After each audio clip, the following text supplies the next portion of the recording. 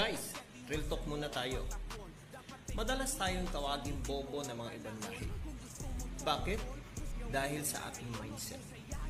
Ang mindset kasi ng mga Pilipino, pag-aaralin natin ng mga anak, ano ang ibibili natin?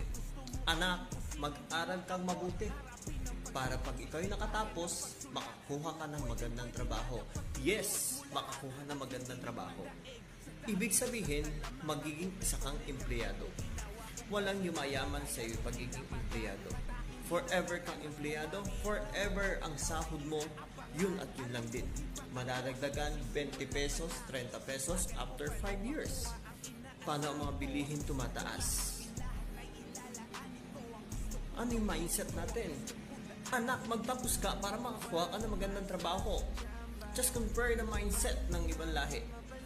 Anak, magtapos ka para makakuha ka ng magandang trabaho, mag-ipon ka at magtayo ka ng sarili mong negosyo.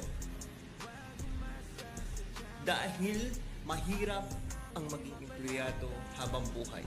Kung makakapagtayo ka ng sariling negosyo, ikaw na mismo ang magiging amo. Meron kang sariling income, nakikita mo ang mga pinagpapaguran mo. Yun yung mindset. Yun yung maling mindset natin mga Pinoy. Abangan nyo pa ang ibang susunod kong revelasyon. Real talk.